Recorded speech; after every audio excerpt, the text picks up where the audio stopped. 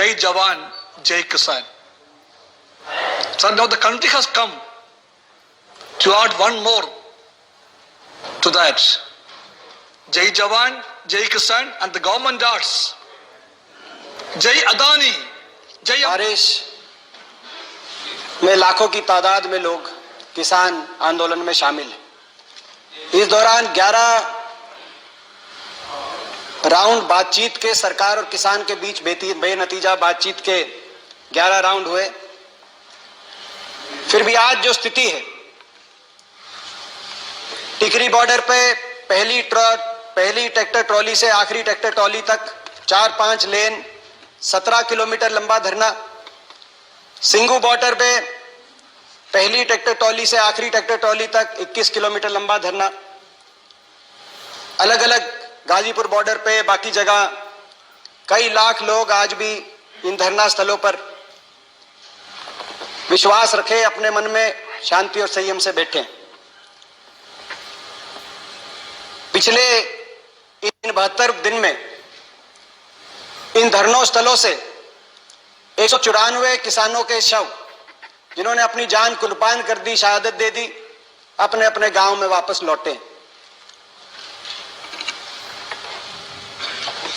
ये वो लिस्ट है। कोई पूछ रहा था कि कौन है, गांव का नाम है, परिवार का नाम है, उनका कौन सा भाई चीन की सीमा पे तैनात है, कौन सा भाई पाकिस्तान की सेना पे तैनात है, उनके नाम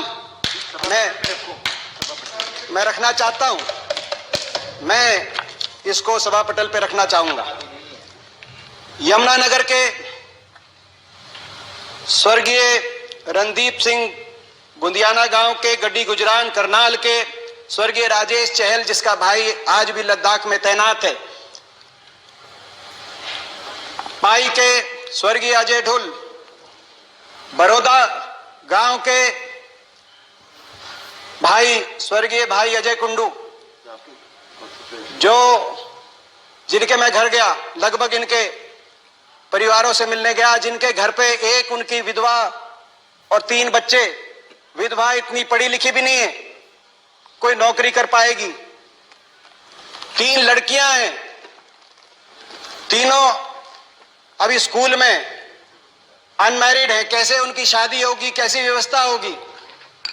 बेटी बचाओ बेटी पढ़ाओ का नारा देने वाली सरकार, उनकी बेटियों को कौन बचाएगा, कौन पढ़ाएगा? सैकड़ों जान चली गई, मगर सरकार के मुंह से संवेदना का एक अक्षर नहीं निकला। आज मैं देख रहा था कि मैंने सभी भाजपा की तरफ से जो लोग बोले, उनके वक्तव्य को ध्यान से सुना। इन 194 परिवारों के लिए कोई संवेदना के शब्द की बात तो दूर की बात है, जिक्र तक नहीं हुआ। ज्योतिरादित्य सिंधिया जी बोल रहे थे, 15 साल तक मेरे साथ लोकसभा में थे, उन्होंने एक किसान का जरूर जिक्र किया 26 जनवरी को, जिसने अपनी जान गंवाई। प्रचंड बहुमत का अहंकार भी दिखाई दिया, कहा कि लोग हमारे साथ हैं। मगर इन इलाकों के अंदर जनता का विश्वास ये सरकार खो चुकी है। इसका अंदाजा इस बात से लगाया जा सकता है कि हरियाणा में मुख्यमंत्री अपने गृह क्षेत्र में या उप मुख्यमंत्री अपने गृह क्षेत्र में को कार्यक्रम भी नहीं कर पाएंगे, ना कर पा रहे। उपचुनाव के बाद उपचुनाव हरियाणा के अंदर सरकार को हार का मुंह देखना पड़ रहा है, जबकि 4 साल सरकार के बाकी हैं। जनता का विश्वास कितना इस सरकार के पास है? मैं सभापति महोदय कहना चाहता हूं, ये जो धरने टिकरी बॉर्डर पे, सिंगू बॉर्डर पे, ये मेरा गृह क्षेत्र है, मैं वहीं से आया हूं। मैं इन धरनों पे गया हूं, एक एक ट्रॉली के अंदर झांक के मैंने किसान से बात करी है, मैं इन घरों में गया हूं। मुझे आपका संरक्षण चाहिए। मैं सदन के बीच में सच्चाई रखना चाहता हूं, केवल सच्चाई रखना चाहता हूं। ये स्थिति में हम कैसे पहुंचे? 5 जून 2020 को कोरोना आपदा के बीच में अध्यादेश जिनकी आवश्यकता तब होती है जब इमरजेंसी सिचुएशन हो, जैसे अभी कहा डेरेक ओब्रायन जी ने। सामान्यतः सदन, दोनों हाउस कोई भी किसी भी बिल को पास करते हैं, राष्ट्रपति जी हस्ताक्षर करते हैं और एक्ट बनता है। अध्यादेश जब राष्ट्रपति जी के हस्ताक्षर से एक्ट कानून लागू हो जाए और उसके बाद दोनों सदनों को केवल एक रबर स्टैंप की तरह उसको पारित करने के लिए प्रयोग किया गया। आंदोलन शुरू हो गया पंजाब में, 6 महीने तक आंदोलन चलता रहा। हरियाणा और पंजाब में कहीं पिपली में लाठीचार्ज हुआ तो कहीं पंजाब के एक एक टोल पे किसान बैठा मगर उनकी सुनवाई नहीं हुई। और 6 महीने के बाद शांतिपूर्ण तरीके से वो किसान उठकर उन्होंने फैसला किया कि रामलीला ग्राउंड में जाके धरना देंगे। आज कुछ लोग पूछते हैं कि यातायात की इतनी परेशानी हो रही है, बॉर्डर्स पे बैठे हैं। ये बॉर्डर्स पे बैठने नहीं चले थे, ये रामलीला ग्राउंड वही रामलीला ग्राउंड जहां सभी राजनीतिक दलों को अधिकार है, जहां देश की सरकार के विरोध में बड़े बड़े आंदोलनों की गवाही वो रामलीला ग्राउंड देता है। जयप्रकाश नारायण आंदोलन से लेकर अन्ना आंदोलन तक वहां बैठ के धरना देने के लिए आना चाहते थे। शांति प्रिय तरीके से चले। हरियाणा की सीमा में जैसे ही आए, कोई प्रोवोकेशन नहीं था। हरियाणा की सरकार ने हमलावर हो गई। हरियाणा की सरकार सोचा था, उस समय किसान केवल शांति से जा रहे थे, सोचा था रोक लेंगे, मगर ये वही खून है जो देश की सीमा पर दुश्मन की गोली और गोलों के सामने छाती अड़ाए खड़े हैं, उनसे पीछे नहीं हटते। सरकार की लाठियों से, आंसू गैस से और वाटर कैनन से ये पीछे नहीं हटने वाले थे। चलते बढ़ते गए, दिल्ली की सीमा पे आए। 25 नवंबर को दिल्ली की सीमा पे पहुंचे। वहां पर देश की राजधानी की सीमा सील कर दी गई और वहां से धरना शुरू हुआ। उसके बाद सारी सर्दी, बातचीत पे बातचीत, तारीख पे तारीख, बेनतीजा बातचीत। और आखिरी दौर में भी जब 11वां राउंड हुआ तो सरकार ने बातचीत एक तरफा अपनी तरफ से बंद करी और अपमानित करके 5 घंटे तक बैठे रहे सारे किसान संगठनों के प्रतिनिधि। और 5 घंटे के बाद उनको बताया गया टेलीफोन पे कि सरकार की तरफ से बातचीत समाप्त हो चुकी है। उसके बाद उठ के गए। 26 जनवरी की घटना का जिक्र हुआ। 26 जनवरी को जो कुछ भी हुआ, लाल किले पे जो हुआ वो असहनीय। कहीं कोई उपद्रव होता है, असहनीय। उसकी जांच भी होनी चाहिए, जो दोषी भी हो उनके खिलाफ कड़ी से कड़ी कार्रवाई भी होनी चाहिए। लेकिन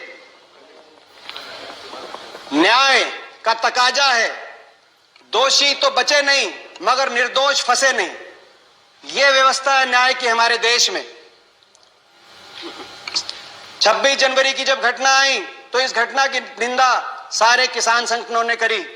उन्होंने सबने अपने आप को इस घटना से अलग कर दिया और कहा जो दोषी हैं उच्च स्तरीय निष्पक्ष जांच हो। तरह तरह के लोगों के नाम सामने आ रहे हैं। कई लोग कुछ राजनीतिक दल से संबंधित भी हैं, कई लोग कईयों के इलेक्शन एजेंट भी रहे हैं, मगर मैं आज उस विषय में नहीं जाना चाहता। उनके नाम सामने आ रहे हैं, सारे तथ्य सामने आए, दोषियों के खिलाफ सजा हो। सारे किसान संगठनों ने कहा उनकी बात पे यकीन किया जाना चाहिए। इसीलिए किया जाना चाहिए कि ये 2.5 महीने से बैठे, मेरे इलाके में बैठे, मेरे गृह क्षेत्र में बैठे, 2.5 महीने में पुलिस के थानों से आप पता करा लिए सभापति महोदय, लाखों की तादाद में बैठे हैं।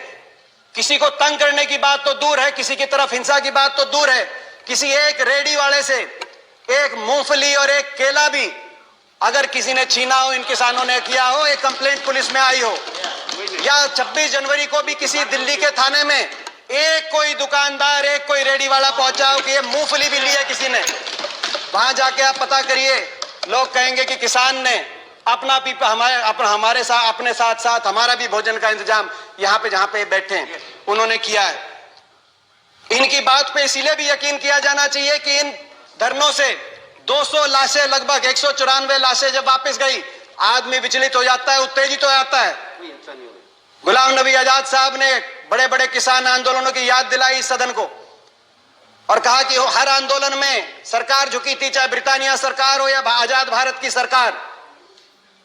और यह आंदोलन इसलिए अलग है क्योंकि सरकार झुक नहीं रही। एक और वजह से आंदोलन अलग है, चाहे वो पगड़ी समाल जट्टा आंदोलन हो 1905 का, चाहे वो चंपारण सत्याग्रह हो, चाहे वो बरदौली का आंदोलन हो गुजरात का। किसी आंदोलन में इतने किसानों ने अपनी जान कुर्बान नहीं करी जितने इस आंदोलन में किसान कर। मगर ये विचलित नहीं हुए, लाशें इन धरनों से अपने अपने गांव में जाती रही, विचलित नहीं हुए, शांति से संयम से बैठे रहे। इनकी नियत का अंदाजा उससे लगाना चाहिए देश को। न्याय का तकाजा था, दोषी बचे नहीं और निर्दोष फंसे नहीं। लेकिन क्या हुआ इस घटना के बाद? इस घटना के बाद निर्दोष लोगों पर को निशाना बनाया गया। झूठे मुकदमे किसान पर, पत्रकारों पर। किसान आंदोलन को बदनाम करने के लिए मीडिया का एक तबका साजिशें और षड्यंत्र बड़े बड़े रचे जाने लगे। किसान की आवाज को कुचलने के लिए प्रचार तंत्र हमलावर हो गया, प्रचार तंत्र झोंक दिया गया। प्रजातंत्र नहीं, प्रचार तंत्र। आज ये प्रजातंत्र नहीं है, प्रचार तंत्र है। प्रचार से, प्रचार के लिए, प्रचार द्वारा प्रचार तंत्र। देशद्रोही बताया गया जो इन धरनों में बैठे हैं, देशद्रोही बताया गया। कहा कि आतंकवादी हैं, चीन पाकिस्तान से फंडेड हैं, गद्दार हैं। मैं पूछना चाहता हूं, जो बाप यहां बैठा है जिसको गद्दार बताया जा रहा है, देशद्रोही बताया जा रहा है, उसका बेटा चीन की सीमा पे तैनात है। अगर वो गद्दार है तो वो उसका बेटा क्या है? मैं सदन से पूछना चाहता हूं। मैं माननीय रक्षा मंत्री से पूछना चाहता हूं, ये जो दिल्ली के आसपास का इलाका है, हरियाणा, पंजाब, पश्चिमी उत्तर प्रदेश, राजस्थान, जय जवान जय किसान को चरितार्थ करती हुई भूमि, मुझे गर्व है। मैं इस भूमि का एक बेटा हूं, मैं किसान का बेटा हूं। ये भूमि, ये वही भूमि है। मैं केवल हरियाणा की बात करूं, हर 10वां सैनिक फौज का आज भी हरियाणा से। 20% हमारे खाद्य भंडार, आज हरियाणा का किसान मेहनत करके 20% खाद्य भंडार काम करता है। देश के लिए 40% मेडल, चाहे ओलंपिक हो, कॉमनवेल्थ हो, एशियाई खेलों में हरियाणा के खिलाड़ी लाने का काम करते हैं। जब ओलंपिक में और एशियाई खेलों में उस किसान का बेटा देश का झंडा ऊंचा करे,